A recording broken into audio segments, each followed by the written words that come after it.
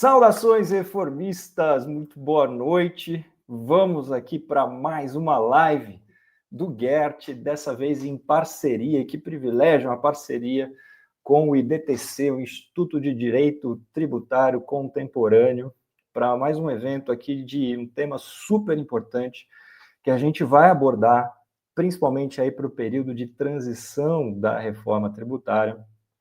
Para quem está chegando agora, não conhece o Gert, vale lembrar que a gente tem uma missão muito clara, que é levar a educação sobre a reforma tributária à sociedade, com um foco especial aí para contadores e tributaristas, tá? Que são os protagonistas nesse nosso período de transição. O nosso objetivo é justamente ajudar esses profissionais a se prepararem tecnicamente e também aproveitar as oportunidades que estão surgindo com essa mudança histórica da reforma tributária sobre o consumo. E hoje o tema é daqueles que mexem diretamente no bolso das empresas, né? Vamos falar de créditos de ICMS com a reforma tributária, o que muda e o que se preparar e como se preparar para esse jogo novo que a gente está entrando, né? Com a substituição aí do ICMS pelo IBS, surgem diversas dúvidas e preocupações aí sobre o tema, né? Então, como ficam, então, os créditos acumulados? Quais são as regras de transição previstas? O que fazer para proteger esse ativo tão valioso que se tem na empresa? Como planejar o escoamento desses créditos antes que eles percam o seu valor? E como tudo isso se conecta com os novos conceitos de não cumulatividade e de neutralidade. Muitas informações a gente pretende passar pelos principais aqui, tá? Sem querer esgotar o assunto, porque é um assunto realmente complexo, com muitos detalhes, tá? Mas a gente acredita que vai trazer aí insights valiosos para quem está nessa linha de frente da reforma tributária, especialmente em relação aos tributos indiretos, aí a questão do ICMS. E para nos ajudar a entender esse cenário e apontar aí os caminhos práticos para tudo isso, nós temos dois convidados de peso aqui, dois craques na matéria de ICMS. Primeiro eu queria chamar minha amiga aqui, Luciana Nogueira, a nossa live. Luciana, muito boa noite, como vai? Boa noite, Rubens. É uma grande honra estar aqui com você, no Gert, com o Douglas, com todo esse público.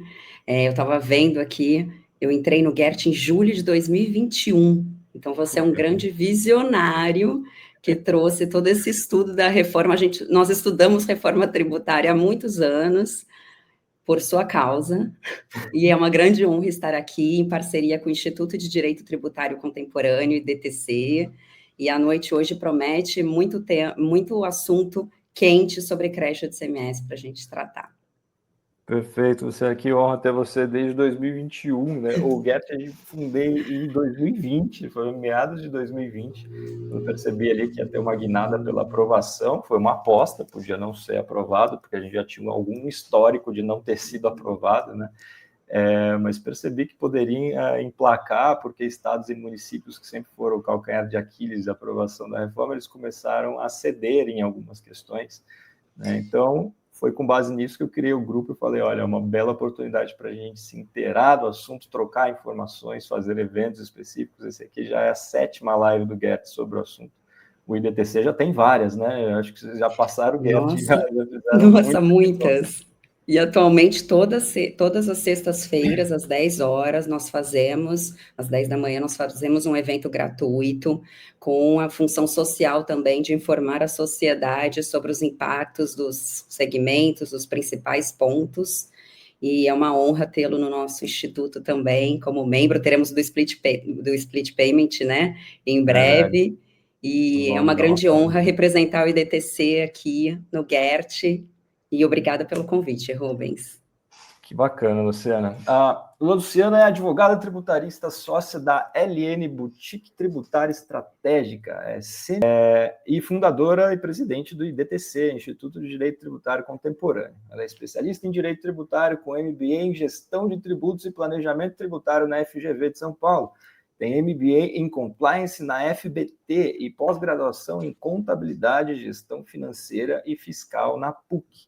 especialista na gestão e planejamento de créditos acumulados de ICMS, o nosso tema de hoje, e como PMO em projetos tributários de alta complexidade.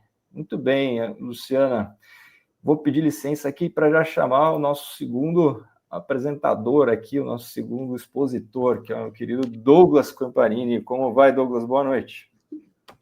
Boa noite, Rubens. Boa noite, Luciana. Boa noite a todos que estão acompanhando aí. É um prazer muito grande estar aqui nesse espaço, dividindo aqui com vocês aqui esse tema que está chamando bastante atenção no nosso dia a dia, muitas preocupações, e a ideia é tentar trazer aqui alguns insights, algumas considerações para que a gente possa aí contribuir com essa solução, se assim a gente pode chamar, para a questão do ICMS. Obrigado mais uma vez, é um prazer muito grande estar aqui junto com o GERT, com o IDTC aí, fazendo esse bate-papo aí, essa troca de informações. Perfeito, o Douglas também já é membro de longa data do GERT também, né, Douglas? Acho que você deve ser bem contemporâneo da Luciana também. O cabelo ainda não era nem branco ainda. O meu também não, é que vocês não estão vendo. O Douglas é um expoente aí, principalmente questão tributária. Eu acompanho ele no LinkedIn, especialmente sempre trazendo assuntos relevantes, fazendo palestras por todo o Brasil, dando aulas, enfim, a gente tem dois verdadeiros professores aqui no assunto. E o Douglas Rogério Campanini é contador, especialista em Direito Tributário pelo IBET e IBDT, é pós-graduado em IFRS e Procedimentos Contábeis pela BSSP. É membro do IBDT e do TEWA Experts, sócio-diretor e responsável pela área de tributos indiretos de ICMS, IPI, ISS, PIS/COFINS, CBS e IBS, da Atos Auditoria e Consultoria. Atua há 25 anos na área de consultoria tributária, é professor de pós-graduação da FECAP e BSSP, palestrante do CRC São Paulo e coautor de livros na área tributária. Muito bem, esse é o currículo extenso dos nossos apresentadores aqui, dos nossos expositores. E então eu queria já fazer um convite para todos que estão aqui nos assistindo. Fiquem à vontade para participar pelo chat, tá? Mandar as suas perguntas, compartilhar essa live com quem também precisa se preparar para esse momento decisivo, né? Já deixa, inclusive, o seu gostinho aí, porque vai ajudar a impulsionar esse conteúdo para todo mundo. Quanto mais a gente impulsionar, mais informação de qualidade a gente vai ter a respeito da reforma tributária. E, bom, para começar a nossa conversa com o pé direito, eu já vou passar a bola para a Luciana Nogueira, que vai abrir os trabalhos para a gente, contextualizando aí os impactos da reforma nos créditos de ICMS e os principais pontos de atenção. Luciana, é com você. Perfeito. Bom, pessoal, boa noite a todos. Estou muito feliz em conversar com vocês nesta noite sobre créditos acumulados de ICMS, porque particularmente é um tema que eu estudo já há alguns anos e que eu gosto muito, apesar de todos os desafios e a problemática, né, no Brasil com relação a ele hoje. Eu vou partir do pressuposto aqui que nós já temos os conceitos básicos dos nossos convidados. Então, eu gostaria de falar sobre a importância das empresas avaliarem os seus créditos, porque o que eu tenho visto muito, Rubens e Douglas, na prática, falando em prática, eu tenho visto muitas empresas que têm um acúmulo bastante expressivo de crédito acumulado na sua escrita fiscal. Contudo, não vem uma prioridade em tratar esses créditos, né? Até nós sabemos que temos uma distinção conceitual muito importante a fazer aqui, que é a do saldo credor e o que é o crédito acumulado de ICMS. O saldo credor é aquele saldo que ele é temporário, que é possível compensar na apuração ali já de uma forma rápida, e o crédito acumulado, ele é necessário haver um procedimento na Secretaria de Fazenda, e ele decorre de situações, por exemplo, onde se tem uma alíquota maior na entrada e uma alíquota menor na saída, gerando esse crédito, como, por exemplo, casos de benefícios fiscais e casos de empresas exportadoras, que são imunes, certo? E o que acontece? Muitas empresas com este crédito na mesa e anos acumulando este crédito e nada sendo feito a respeito. Nós temos 2 cenários, na minha visão. E Douglas, fique à vontade aqui para comentar sobre isso, se você concorda ou não. Eu quero estimular esse raciocínio e pensar com vocês sobre isso, porque quais são os 2 cenários? O primeiro, a empresa que tem este acúmulo e que não faz nada, há muitos anos pode até acontecer, e a empresa que já fez, mas está com o procedimento lá parado e nada aconteceu com relação a isso. É importante lembrar, fazendo um breve contexto aqui, que existem 2 metodologias, falando de crédito acumulado em São Paulo, que é o que a gente tem maior familiaridade, o famoso ECREDAC, nós temos 2 metodologias, que é a metodologia simplificada e a metodologia de custeio. Na metodologia simplificada, salvo engano, está em 370 mil mensais para a empresa poder recuperar, e na metodologia de custeio, como o próprio nome diz, um processo que envolve documentações e uma apuração muito mais robusta e complexa, mas a empresa que ultrapassar esse limite mensal de 370, ela pode solicitar para a Secretaria de Fazenda através da metodologia de custeio. Qual que é o ponto hoje? É um procedimento que é importante dizer que é legítimo. Nós sabemos que tem muitos aventureiros, muitas consultorias que prometem situações relacionadas a crédito e compensação e que, na prática, isso traz grandes riscos. Nós temos clientes aqui, todos nós, que diariamente recebem e-mails, informações sobre isso. E qual que é o ponto? Muitos empresários executivos têm receio de que essa questão do crédito acumulado, quando eles não têm conhecimento, possa se enquadrar numa situação dessa. Não é o caso, é um crédito legítimo que é possível ser obtido através de um procedimento na Secretaria de Fazenda. Contudo, qual é o problema hoje, sem nem entrar no aspecto da reforma que vai ficar com o nosso professor Douglas? A questão é a morosidade.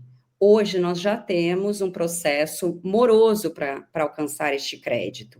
Então, voltando um pouquinho, é importante, quando a empresa tem este crédito, ter todo um compliance da situação, ter uma governança para a utilização desse crédito, a análise de viabilidade para verificar essas situações que eu comentei no início, de que traz o direito ao crédito e do pedido de apropriação, e sendo o caso, tendo a documentação, entra-se com o pedido na Secretaria de Fazenda. O pedido propriamente em si não é algo que é demorado, até tem notícias na mídia dos próprios auditores na Secretaria de Fazenda comentando que a morosidade não é em decorrência do trabalho deles, mas qual que é o ponto? É na hora de transferir o crédito para que a empresa possa, de fato, fazer a sua utilização.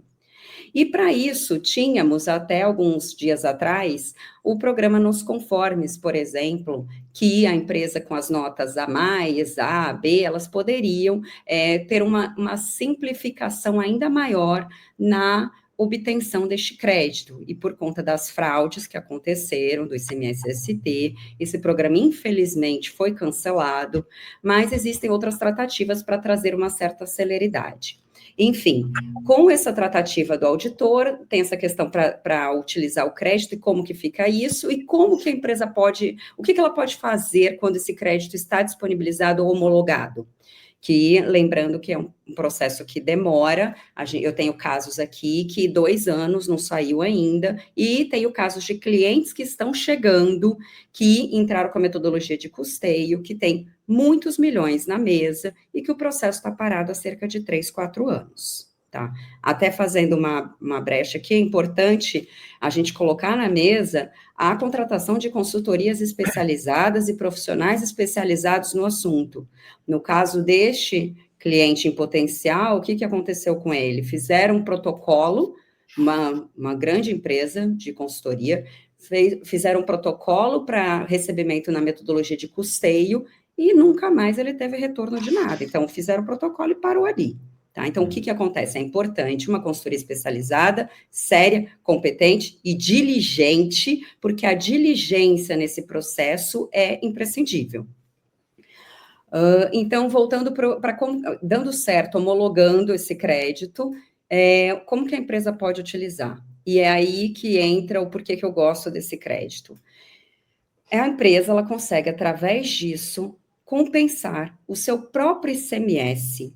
Ela pode pagar fornecedores, ela pode pagar o ICMS importação, através de compensação. Esse é o meu favorito, porque é um procedimento que traz ainda mais celeridade, tem todo um procedimento ali automático da GComp, e eu acho que é o método que mais faz sentido, e a empresa consegue, pelo menos pela minha experiência do que eu tenho aqui, ela consegue utilizar rápido esse crédito, porque os valores de ICMS e importação são altos. Temos a questão também, que é importante colocar, do regime especial de suspensão do ICMS na importação, que faz todo sentido aqui quando a gente fala de crédito acumulado de ICMS. Para quê? Para estancar esse acúmulo. Então, isso é muito importante também. Então, essas são as tratativas que todo mundo já conhece, mas qual que é o ponto que é muito importante? As empresas, muitas, ou deram essa tratativa e nada fizeram, ou tem obviamente, as empresas que fizeram a tratativa e que conseguem o crédito, que utilizam, que vendem e tudo mais, e tem as empresas que não fizeram nada porque têm um certo receio. Eu ouvi recentemente de um cliente de outros assuntos, e que a gente estava conversando sobre os créditos acumulados, trazendo a prática aqui para a mesa, que aparentemente não seria interessante para ele, me conta o que você acha sobre isso, Douglas, e não seria interessante para ele trabalhar nesses créditos, eu te digo que eram muitos milhões, porque não fazia sentido em termos de custo, até de honorários, que não eram altos, tá? A gente negocia, a gente trabalha, a gente não vai perder o negócio, né? Custo, demanda e tratativas com a empresa no exterior, que dá o aval ali, a decisão, que não entende muito essa complexidade toda nossa, e eles deixaram de trabalhar nesse crédito, de obter esse ressarcimento em razão de possibilidades diversas, que a gente não sabe ao certo o que é. E o que eu queria colocar? Que não é uma decisão que eles podem tomar ao seu livre arbítrio. Por quê? Isso traz grandes consequências contábeis, fiscais, gerenciais. E o que eu quero colocar na mesa hoje é a responsabilidade da gestão em não tratar esses créditos. Colocar-se ali, ter-se ali créditos, valores expressivos, e nada a ser feito com relação a isso. É importante lembrar também que é um crédito que prescreve. A cada mês, prescreve o valor que tem ali. E aí, como que, pensando aqui, eu acredito que nós devemos ter muitos executivos em cargos de gestão, qual que é a gravidade disso? Imaginem um crédito milionário na mesa, a gestão, por algum motivo, decide, a gente sabe que a questão de prioridade de demandas, né, decide não trabalhar nesse crédito agora. E o que eu vejo muito? Não, vai fazer daqui a um mês, vai fazer daqui a ou daqui a um ano. Está prescrevendo. À medida que entra com pedido, com protocolo, essa prescrição, ela é interrompida, né? Então, a gente consegue dar vazão nisso, e é importante dizer que é um pedido mensal, e que quanto mais a empresa faz o protocolo e cria essa recorrência com a Secretaria de Fazenda, mais fácil é que ela tenha um deferimento mais rápido, que ela vai criando ali essa conexão com a própria Secretaria de Fazenda. Só que qual que é o ponto? A gestão, o diretor ali, ou um gerente fiscal financeiro, ele decide não usar este crédito.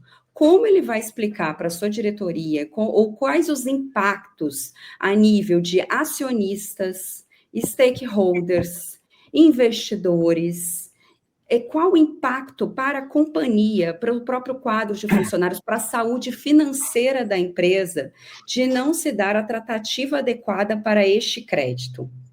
E eu não estou falando só, de novo, sobre o procedimento, mas sim sobre o acompanhamento e os trâmites para a celeridade nessa homologação. E como que isso e quais os impactos que podem acontecer, por exemplo? O que as empresas estão fazendo hoje com relação a colocar esse crédito, informar, evidenciar em nota explicativa? Qual é a classificação e natureza contábil que está sendo dada, se é que está sendo dada? Ele vai ser baixado como uma perda? Como ele vai justificar essa perda lá para a diretoria ou próximo gestor que vier na sequência, que muitas vezes acontece isso? O impacto no resultado. E o que é muito bacana de usar esse crédito? É o quê? Por exemplo, tem empresas que pagam 1 milhão mês de ICMS importação e que podem fazer essa compensação, como eu coloquei. Então, é 1 milhão que ela tira do caixa dela para pagar, ao invés de pagar em espécie, ela usa o crédito e disponibiliza, otimiza esse fluxo de caixa para outras demandas importantes da empresa, principalmente a título de crise econômica que nós estamos vivendo, essa questão toda do tarifaço e tudo mais. Então, a gente tinha até então essa questão do programa de conformidade que ajudava, que acelerava na homologação, que é um procedimento moroso. Agora não temos mais, ainda temos o programa proativo, né, que diz respeito aos bens destinados ao ativo imobilizado, que também garante ali um valor. Contudo, não é eficiente, porque ele não disponibiliza a totalidade dos créditos, tá? E está cada vez mais difícil a Secretaria de Fazenda liberar rapidamente esses créditos. Para vocês terem uma ideia, e é importante falar em termos de legitimidade nesse pedido, a Secretaria de Fazenda de São Paulo já liberou mais de 2 bilhões esse crédito. Então, quanto a isso, se tiver um compliance na empresa, o procedimento for legal, vai ter nos casos de valores expressivos, a própria fiscalização na empresa, não tem por que ter qualquer receio com relação a isso. É trabalhar num planejamento estratégico, né, que envolve também, assim como a reforma, área fiscal, financeira, contábil e jurídico, para verificar qual o melhor planejamento e melhor tratativa, porque, como eu falei, tem impactos de como que vai ser realizada essa classificação, se tem medidas judiciais para acelerar isso, e um ponto muito importante, eu gostei nesse aspecto bastante, porque ultimamente a gente tem tido muitas notícias na mídia sobre créditos de ICMS. Quando eu comecei a estudar esse assunto, alguns anos atrás, era difícil você entender e buscar, e hoje em dia, teve um mês atrás, mais ou menos, que eu acho que saíram 4 ou 3 notícias no Valor, em uma semana, né?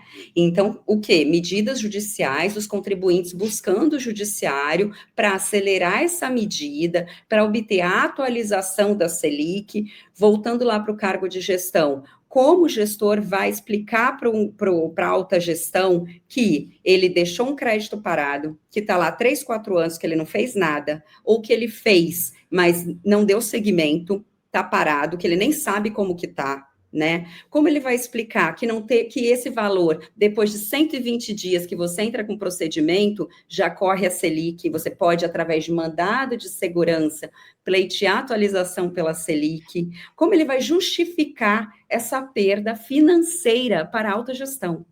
E o que eu quero colocar aqui, e é algo que eu não vi ainda, é a responsabilidade do gestor de nada ter feito com relação a isso.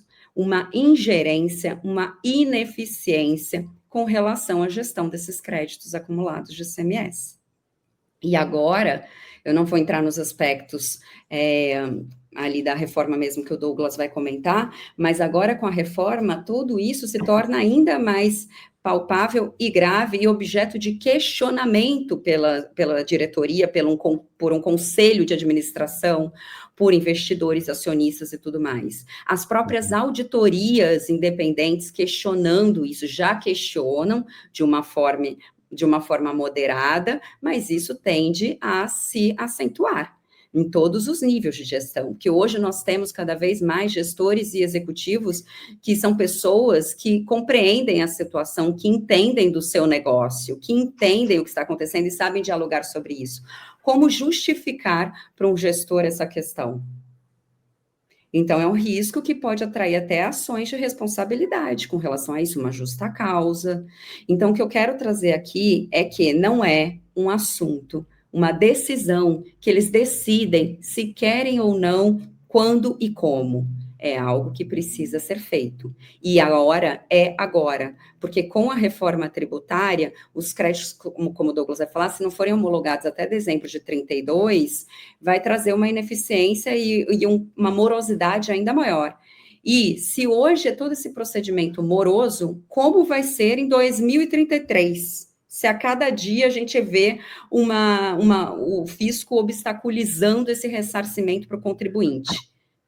Lembrando que, Douglas, Rubens, você me fala se eu já tiver passado o meu tempo. Não, tá tranquilo. Eu começo a falar e mulher não para nunca mais.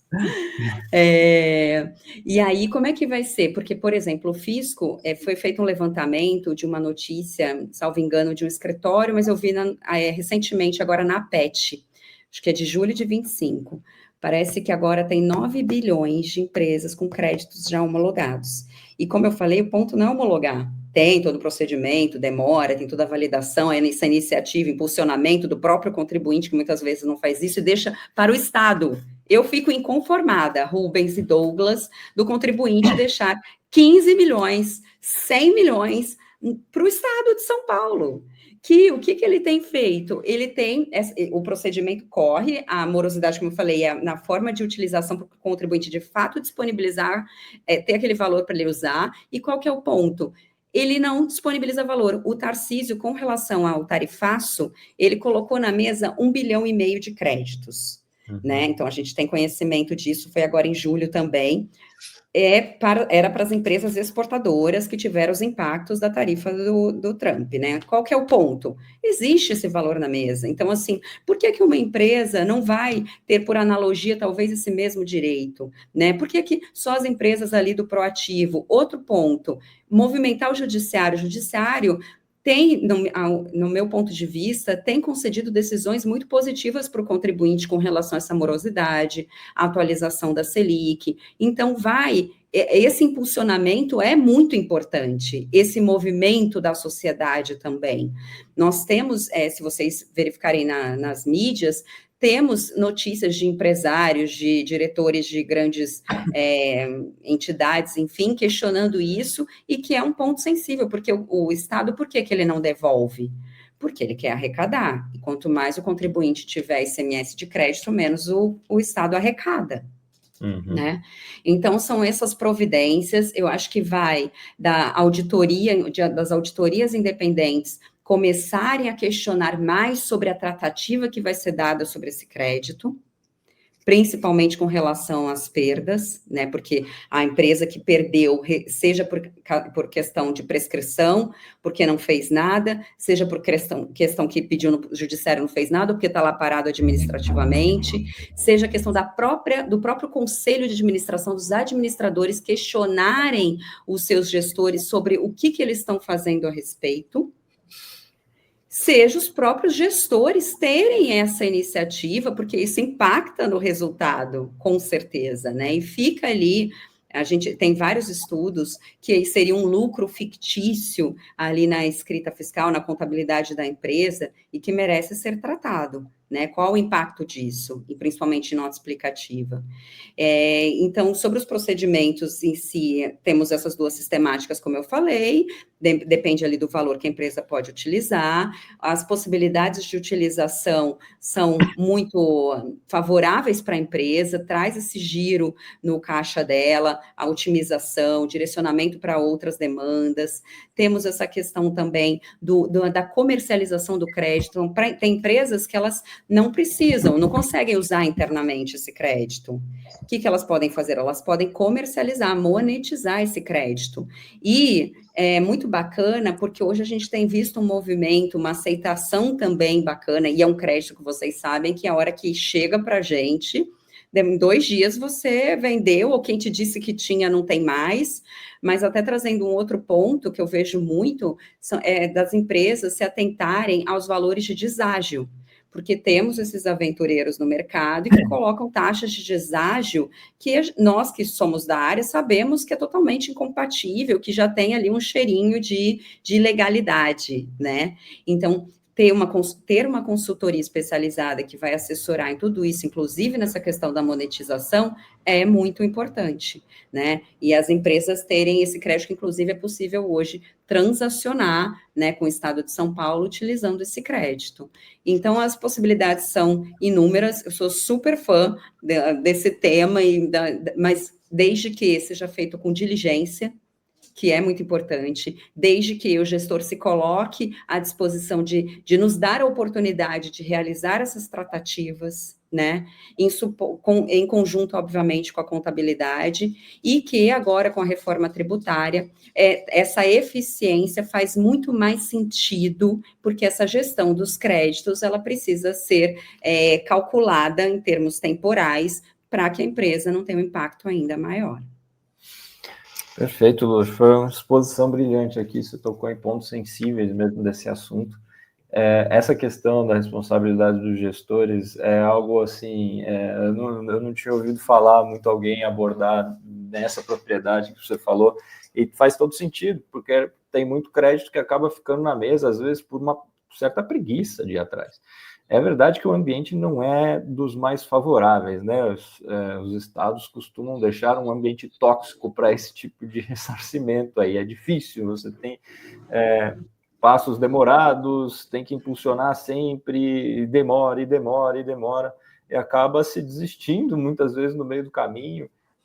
Eu conheço cliente que conseguiu o crédito acumulado num estado, mas não tinha mais vazão para aquele crédito, ele não podia comercializar, ele deu baixa no crédito porque não tinha o que fazer mais, cansava de ficar reportando para a auditoria que não tinha mais o que fazer com aquele crédito, ele simplesmente baixou do patrimônio e ele não tinha mais operação na região, então não fazia mais sentido. Então, esse estado em específico teve um enriquecimento ilícito, né? Porque não dá para se apropriar desse tipo de crédito dessa forma. E você bem mencionou aí os últimos acontecimentos, principalmente aqui no estado de São Paulo, daquele caso envolvendo ali Fast Shop e Ultrafarma, né? Foi um escândalo na mídia, e acabou prejudicando muitos contribuintes que estavam regulares, né? Porque esse procedimento simplificado ajudava demais, né? E agora, enfim, com a corrupção de alguns, inclusive dentro da Secretaria da Fazenda, né, do Estado, todos os demais acabaram sendo prejudicados em algo que já era moroso. Então, fica complicado. A gente tem alguma esperança na reforma tributária, principalmente que agora a gestão do IBS, que vai substituir o ICMS, ela é centralizada, né? Então, vai ser mais difícil de se acumular créditos assim, né? A gente tem alguma esperança que isso melhore bastante, vai ser gerido pelo comitê gestor, tudo isso, né? Mas esse é um assunto já para o meu caro Douglas. Se você tiver, inclusive, Douglas, alguns comentários ao que a Luciana abordou, já peço gentileza, se você achar conveniente de falar já no início, mas fique à vontade, assim, já para a sua exposição, já focado um pouco na transição do ICMS para o IBS. Douglas, é com você. Eu sei que a gente combinou que a Luciana ia falar primeiro, mas agora vocês me deixaram numa situação que a Luciana levantou a régua lá em cima, né? Então, para a gente poder aqui complementar algo é muito delicado. Mas, assim, eu concordo, Luciana, que a gente tem acompanhado aqui a questão das empresas estarem, não vou dizer um pouco mais atentas, mas estarem, às vezes, preocupadas por conta de ser um ativo que ela não consegue efetivamente realizar. E você trouxe de forma muito brilhante a questão aqui do Estado de São Paulo, do ECREDAC. O que tem se utilizado de estratégia, inclusive, para poder avaliar aqui no Estado de São Paulo, é que é possível você, inicialmente, para poder dar vazão a uma parcela do crédito, poder utilizar a sistemática simplificada, e depois poder fazer o complemento para a sistemática de custeio, porque a grande questão que o pessoal tem hoje como um parâmetro mas o investimento para você implementar uma sistemática de custeio ele é muito elevado, eu não tenho fluxo para isso. E a prerrogativa que a Secretaria da Fazenda de São Paulo traz de você, então, olha, você quer apresentar, então, de uma forma menos complexa, porque não é tão simples, mas A sistemática simplificada, que fica vinculada ali às 10 mil FESPs mês, que é mais ou menos o valor que você trouxe de 370 mil, e você, então, tem ali uma aprovação parcial do seu crédito para te dar ali um fôlego, para que você possa, com esse fôlego, ter aí a figura da sistemática de custeio. Por óbvio, ultrapassados 60 meses, os 5 anos, você não consegue fazer o pedido do crédito relativo àquela primeira competência, porque já se ultrapassou os 5 anos. Mas você consegue ter ali um fôlego financeiro para poder, eventualmente, ao invés de ter que pagar o ICMS da importação, utilizando o exemplo que você trouxe, você vai compensar com crédito acumulado, e aquele montante que você teria que fazer o desembolso, às vezes você pode direcionar para implementar uma sistemática mais específica no caso de custeio, quando os valores forem maiores aí que 10 mil FESPs mês. Mas o Estado de São Paulo, eu tenho notado nesses últimos 2, 3 anos, que em razão de ele ter perdido muitos contribuintes para outros estados, em razão de acúmulos de crédito, ele, por incrível que pareça, em alguns casos que a gente tem atuado aqui, ele tem sido célere, no caso da sistemática simplificada. Tem até me assustado, em algumas situações, a questão da celeridade, de você, por exemplo, protocolar o pedido da sistemática simplificada em fevereiro e ter a aprovação em junho.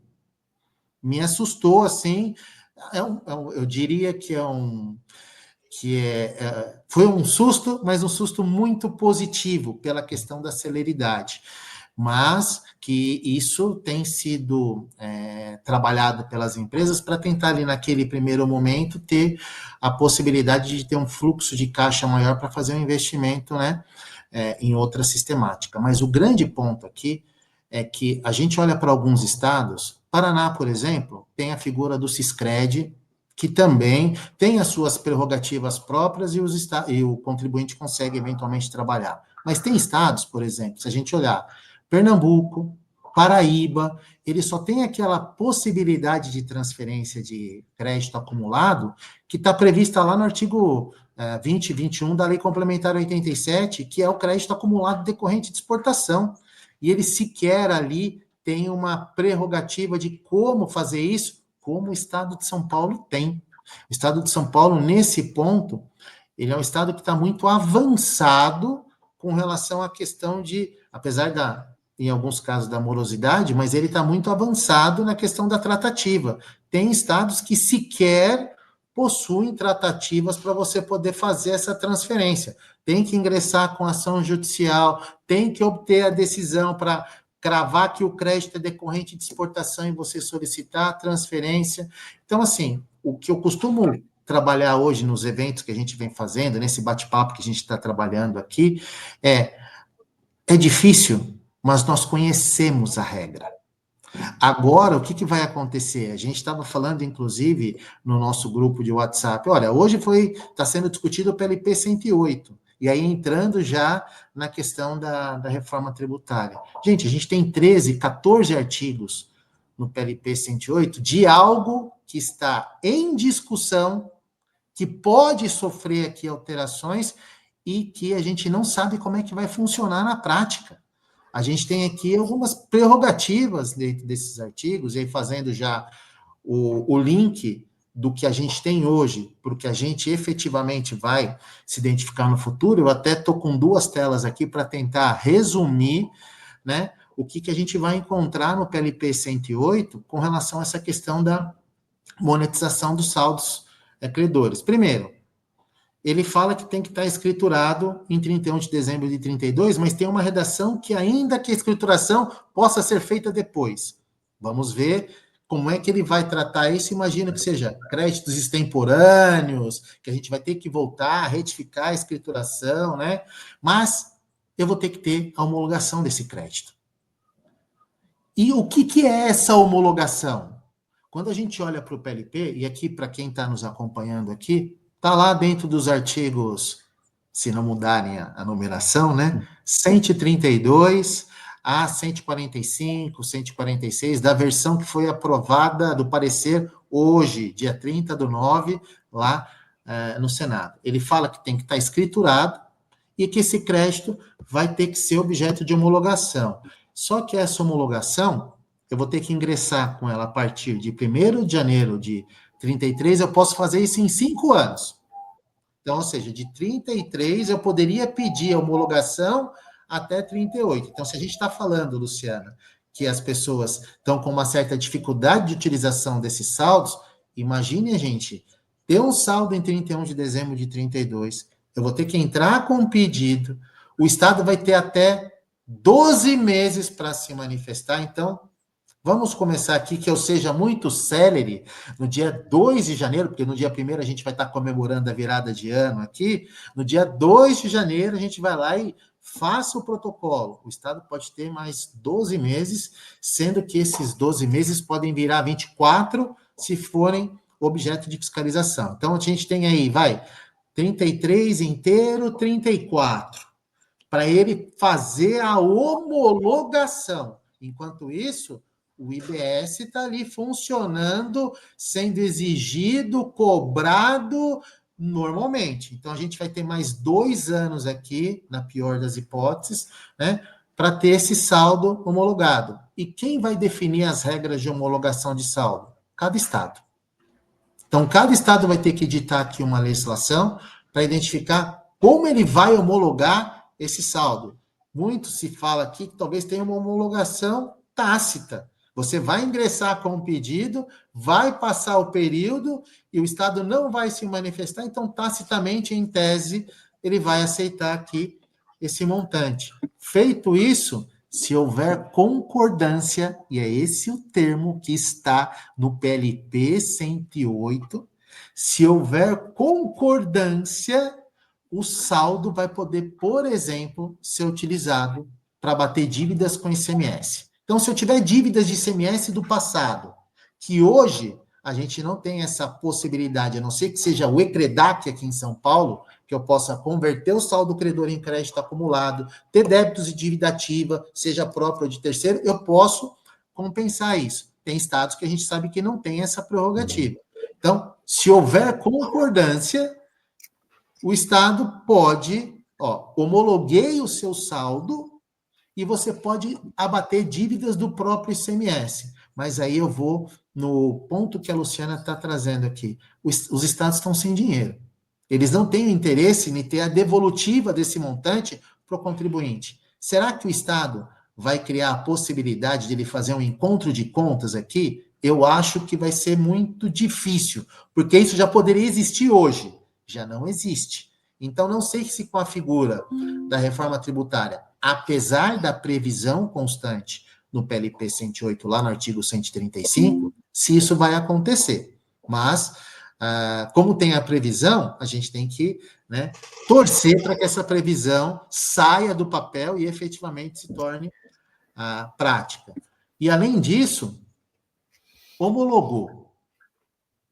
O Estado tem 30 dias para comunicar comitê gestor, para que, se for um crédito homologado decorrente de um ativo imobilizado, que hoje a gente sabe que os estados, eles observam aquelas regras de você apropriar o crédito em até 48 parcelas, o saldo remanescente das parcelas eu vou poder compensar com o IBS. Os demais, eu vou ter que esperar 240 meses, e antes nós tínhamos uma redação, e eu não sei se a gente, ao longo dos nossos anos, a gente começa a se apegar aos detalhes da redação, porque na redação que estava no PLP antes ou na realidade, da versão do que saiu da Câmara e foi para o Senado, ele falava que poderia compensar em até 240 meses. Então, poderia ter ali uma flexibilização de eu ter ali um período menor. Não, agora ele fala que é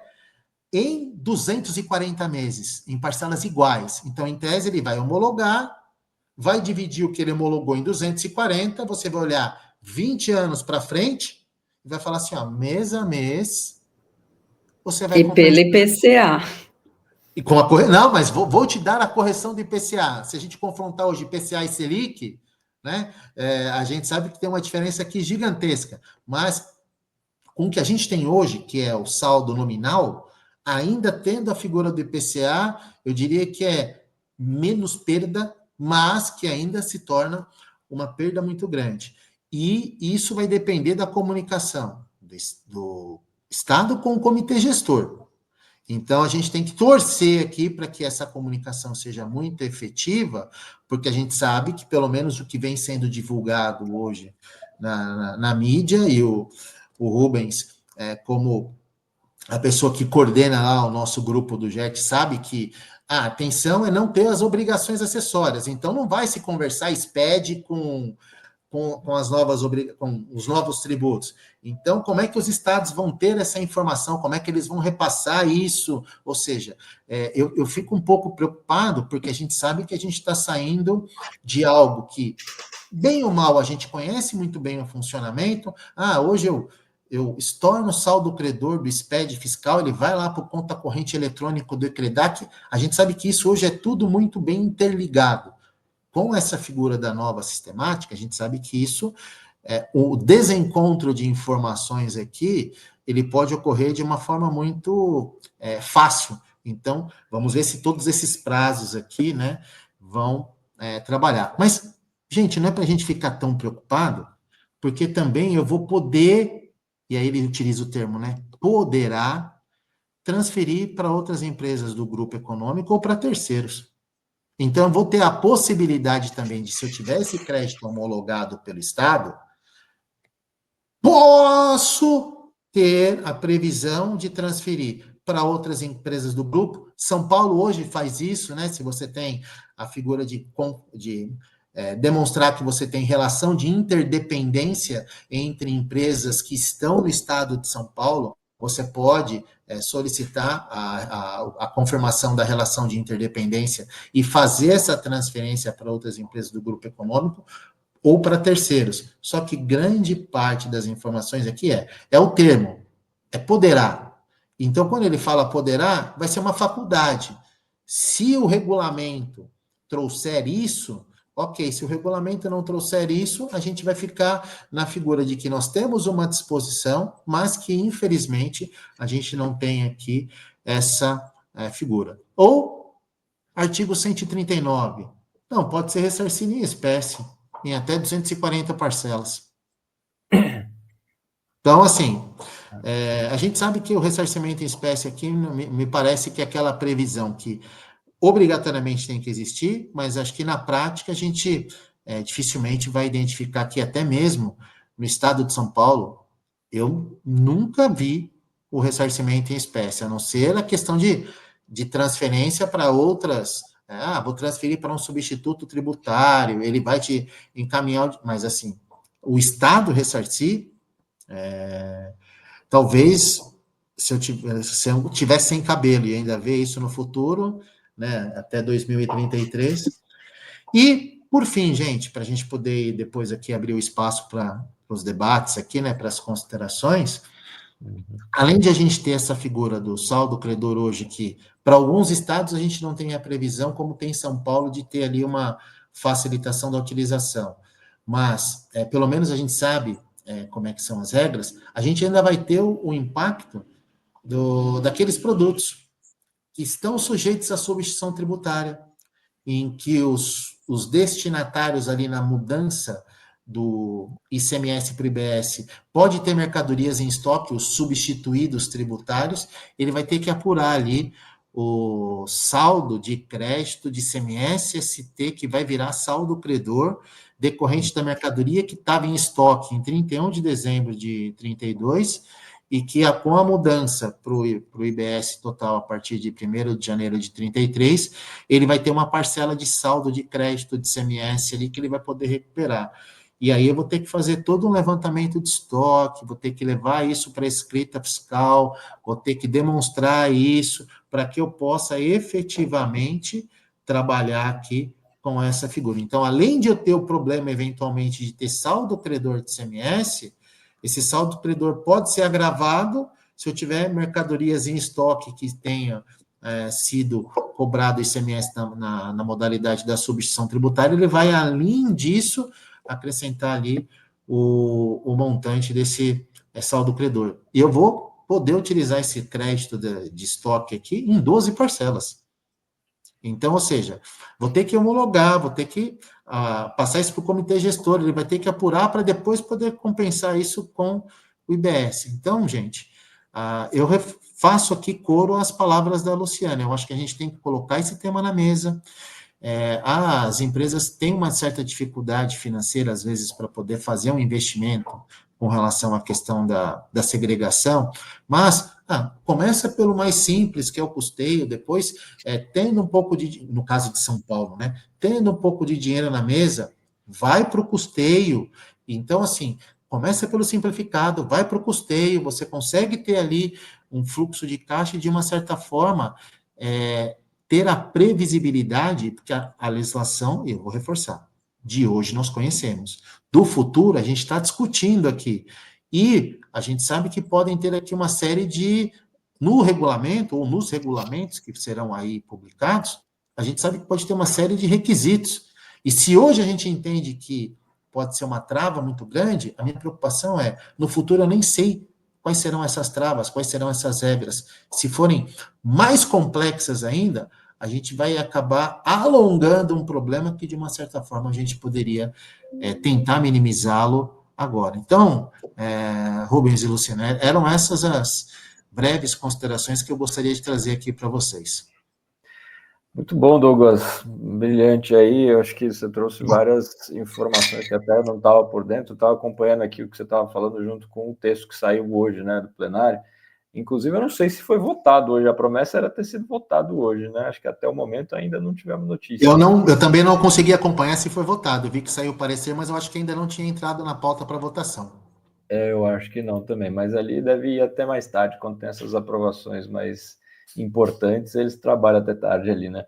Enfim, mas o que você mencionou aí, que eu achei interessante, né? Eu sou um tanto cético quanto a essa questão do pagamento em dinheiro, em 240 parcelas também, assim como você abordou. Para mim, equipar aquela promessa de que a gente teria crédito de ICMS sobre bens de uso e consumo, que foi sendo jogado para frente, vendo que os estados não estavam arrecadando tudo que esperavam de ICMS, e agora a última previsão é que poderia ter a partir de 2032, que já não vai mais existir o ICMS, então não teremos, ficou para a história essa possibilidade de tomar crédito de uso de bens de uso e consumo. Eu acredito que, enfim, possa se encaminhar da mesma forma essa questão das parcelas serem pagas pelo Estado em dinheiro. Para mim é um texto praticamente morto ali da lei, enfim, tem muita água para rolar, mas eu sou bastante cético com isso. Acho que a probabilidade disso realmente acontecer é muito baixa, a menos que a gente tenha algum fundo específico para resgatar os estados e que seja exclusivamente destinado para isso, porque se de repente cai esse fundo na mão dos estados, eles vão querer direcionar para outra coisa e vai acabar o contribuinte saindo prejudicado da mesma forma aqui. Enfim, eu sou um tanto otimista com o IBS, mas esses esqueletos no armário que a gente vai manter ainda em relação ao ICMS, não tem muito como fugir. Luciana, você tem algumas considerações sobre o que Douglas levantou? Eu queria te ouvir um pouco. Foi excelente, ele complementou muito bem. É importante falar também que, como não teremos mais a questão dos benefícios fiscais, então o acúmulo também vai reduzir com relação a isso, né? Mas eu vejo um movimento muito grande também, inclusive esse cliente que desistiu de fazer o crédito foi porque ele está indo para Santa Catarina e ele avaliou uma questão logística que na cabeça dele, ele está indo agora para Santa Catarina em 2025, só lembrando disso. E ele avaliou que, em termos logísticos, fez um cálculo lá que eu não entendi, faria sentido para ele não usar o crédito. Mas eu acho que a gente se complementou aqui muito bem, a hora é agora, é extremamente relevante, tem esses aspectos gerenciais, o crédito precisa ser visto. Rubens, você que é o mestre do split payment, você sabe como é importante, neste momento, nesses anos, as empresas recuperarem seus créditos para otimizar o fluxo de caixa quando chegar o split payment, né? que lá em dezembro de 26 e janeiro de 27 teremos o pagamento de 2 tributos, por exemplo, PIS e COFINS e ICBS. Então, toda essa tratativa, essa gestão eficiente dos créditos vai ajudar as empresas a passar por essa transição de uma maneira mais tranquila. Então, essa polêmica toda de empresas que não usam créditos, agora não só falando de crédito de ICMS, é uma oportunidade, sim, para, obviamente, com cautela, com análise, verificar a legitimidade, os riscos, o planejamento, utilizar seus créditos para que consiga, como o Douglas colocou, talvez passar por uma metodologia agora de um jeito, mas depois melhorar, ou para investir em outras questões da empresa, até usando o crédito, consegue investir no próprio planejamento de reforma, se estiver fazendo de forma segmentada. Mas eu acho que é isso, acho que os desafios são enormes, inúmeros, mas eles podem ser transformados em oportunidades, desde que tenham especialistas, como todos nós aqui, o pessoal do GERT, pessoal altamente especializado, temos muitos especialistas na área, então é importante que essas pessoas sejam contratadas, lembrando que temos muitos sistemas relacionados à reforma, mas que é uma análise totalmente superficial, então mesmo com inteligência artificial, que tem hoje executivo fazendo reforma tributária com o ChatGPT, é importante ter uma assessoria para que a gente possa conduzir e mitigar esses riscos. Perfeito, Luciana. Você tocou num ponto interessante, a questão do split payment, né? Porque eu prevejo grandes dificuldades, principalmente para empresas em recuperação judicial, porque essas são as que mais se financiam dos tributos, né? Porque é muito difícil ir para a praça conseguir algum crédito, ainda mais uma empresa que está em recuperação judicial. Então, por vezes, deixa de quitar o tributo dentro do vencimento para usar aquele tributo para rodar a operação e sobreviver, né? E isso simplesmente não vai acontecer mais com o split payment. Então, essas empresas em recuperação judicial vão ter uma considerável dificuldade adicional aí, eu prevejo muitas falências, infelizmente, em relação a isso. E para essas empresas específicas, é interessante olhar, muito interessante olhar para os créditos, como você bem mencionou, para amenizar esses impactos de fluxo de caixa. Muitas vezes o crédito está dentro da própria empresa. Eu não preciso ir atrás de crédito na praça, olha para a empresa, vê para esses créditos que você está deixando passar, porque pode ter muita oportunidade de fato ali. E aí, já aproveitando rapidamente um gancho, né, um momento jabá aqui, a gente tem o nosso workshop de split payment, né, do GERT, que é um curso gravado que está na Hotmart. Você tem acesso ali a ele, um pouco mais de 2 horas de duração que a gente tem hoje para esse workshop, com conceitos bem práticos, com exemplos, e eu vou fazer algum complemento ainda em relação a ele com um simulador de impacto de fluxo de caixa que a gente está trabalhando aqui, deve lançar para o ano que vem para todos os alunos do workshop. Ele tem sido de muita valia, principalmente para agregar valor em consultorias, tanto de tributaristas quanto de contadores, né, e demonstrar ali para o seu cliente que você pode ter um impacto positivo e negativo, né? Tem impacto positivo com o split payment também, que a gente precisa ficar atento, tem uma questão de uma monetização de crédito mais rápida do que a gente teria hoje, né? Com essa questão da consulta em tempo real para saber o quanto aquela empresa tem de crédito no sistema e já faz a monetização disso com um impacto de caixa em dinheiro, em relação ao split payment. A gente explica muito bem essa questão lá no workshop. Eu vou deixar, inclusive, um cupom de desconto aqui para quem está assistindo a live, mas ele vai permanecer ativo só por 72 horas depois da nossa live. Então, se de repente você está assistindo aí já no dia 3 de outubro, infelizmente o desconto já não vai mais estar ativo. Tá? Mas é uma oportunidade bacana aí para ganhar conhecimento em relação à reforma tributária e sair na frente, que de fato o split payment não é todo mundo que está dominando. Eu já vi algumas matérias de especialistas, tributaristas de renome, inclusive, deslizando em algumas partes importantes quando falam sobre o split payment. Não pode esquecer da regra de competência que vai ser mantida, não é só efeito caixa, né, para você tomar crédito. Olha, a regra de competência para o fornecedor vai ser mantida, você tem que pagar todos os tributos no vencimento no mês subsequente, não importa se você parcelou toda aquela fatura. Então, Essas questões a gente aborda muito bem, damos um contexto do split payment no cenário internacional, enfim. É um produto muito bacana aqui, que tem sido visto com muito valor.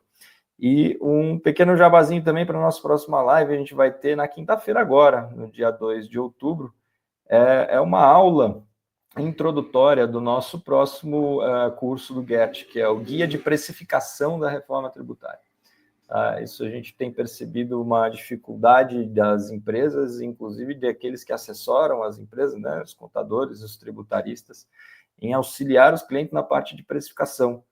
Primeiro, acho que a parte mais importante no cenário atual é fazer uma análise comparativa de cenários, né, ver quanto se tributou aí em 2024, agora 2025, e projetar isso para 2033 e ao longo do período de transição. Essa é uma análise comparativa inicial para se fazer em relação à reforma, mas o que você faz com isso depois? Você pode assessorar o seu cliente na parte de precificação. A gente tem que entender que muita coisa vai mudar na lógica de precificação com a reforma. Então, essa aula introdutória que a gente vai fazer gratuita aí na quinta-feira, ela é já o lançamento do nosso guia de precificação da reforma tributária. Também o link está na descrição aqui. Eu vou colocar também nos comentários para quem quiser acompanhar essa nossa aula na quinta-feira. Douglas, alguns comentários finais aí sobre o nosso assunto e fique à vontade para fazer um jabá do que você tiver de palestra, de curso, de livros, por favor. Claro, primeiro, eu sou suspeito para falar, eu já vi o material do Split Payment, é muito esclarecedor, então, assim, como você falou, Rubens, tem algumas pessoas que estão ainda com...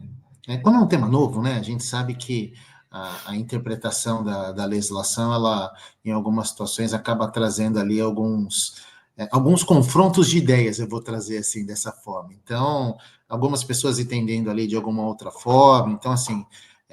esse material é um material que auxilia bastante e é muito importante para a gente poder acompanhar aqui. Eu tenho feito algumas palestras pelo CRC, agora mesmo em outubro eu vou percorrer algumas cidades, entrando no site ali do CRC, vocês conseguem ver a programação do CRC. Também tive a oportunidade de participar como coautor de um livro que vai ser lançado hoje 30 de setembro, né, entre outubro e novembro, também sobre a reforma tributária, falei em um capítulo específico sobre a questão do IPI, Zona Franca de Manaus, que isso, vou te ser sincero, para todos que estão aqui, eu fiz uma interpretação, conversei com alguns colegas, mas eu tenho percebido que esse tema do IPI versus Zona Franca de Manaus tem gerado bastante polêmica em razão da redação da emenda constitucional e da lei complementar 214. Então, assim, a gente vai aprendendo conforme a gente vai conversando com os colegas e também trabalhando. Então, depois eu vou até deixar o link aí com você, para você poder compartilhar quando tiver ali já tudo direitinho, para poder participar aí desse lançamento livre. Já os convido aí para poder também participar do lançamento. E a gente vai trabalhando aí com as informações no LinkedIn, com a troca de informações, que eu falo que é assim que a gente aprende, trocando experiências que a gente vai efetivamente ouvindo a opinião dos colegas e reforçando aquela sua opinião ou te fazendo repensar algo que você tinha ali que de uma certa forma fazia sentido. Então, eu sou partidário dessa questão, ou seja, eu acho que quanto mais a gente compartilha, mais a gente vai aprendendo e ouvindo outros colegas. Então, agradeço aqui a sessão do espaço e muito bom que tá aqui dividindo esse tema com vocês. Legal, Douglas. Compartilha com a gente o link, eu vou colocar sim aqui vou colocar na descrição do vídeo, inclusive nos comentários também, tá? Vai ser muito bacana divulgar isso aqui, perfeito. Claro. Luciana, seus comentários finais, por favor. Quero agradecer mais uma vez, foi uma honra estar aqui com vocês dois, tão experientes no assunto. Falando sobre o split payment, eu concordo também com você, já ouvi tributaristas renomados falando, por exemplo, que o split será facultativo, então temos aí algumas questões, por isso que é importante buscar os especialistas mesmo, como eu sempre falo, muito advogado falando sobre reforma, mas a prática ali são poucos que estão atentos. eu quero, do meu lado aqui, eu tenho feito inúmeras palestras pelo IDTC, como eu digo, todas as sextas-feiras, às 10 horas, no Instituto de Direito Tributário Contemporâneo, onde nós estamos até com essa função social, eventos gratuitos, trazendo para a sociedade os principais impactos.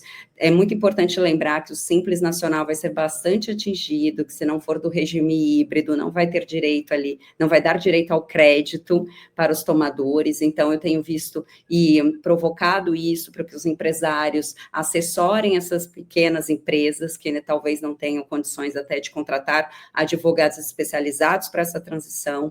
Tenho feito esse trabalho juntamente com a minha parceira e amiga Thaís Baruch, da PKF-BSP. Nós temos feito inúmeras palestras com os clientes para explicar todos os impactos da reforma de diversos setores, e gostaria de convidá-lo, Rubens e Douglas também, para sempre que tiverem algum tema importante, que temos muitos aqui, para levarem para o IDTC também, fazermos em parceria.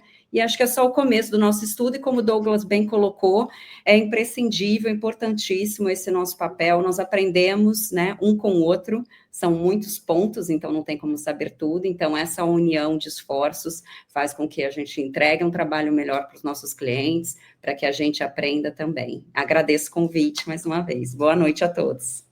Ô, Rubem, e só para dar uma informação aqui, estou acompanhando nos grupos aqui, 9h15 às 21h15, aprovaram por 51 votos favoráveis e 10 contrários o texto base do PLP 108.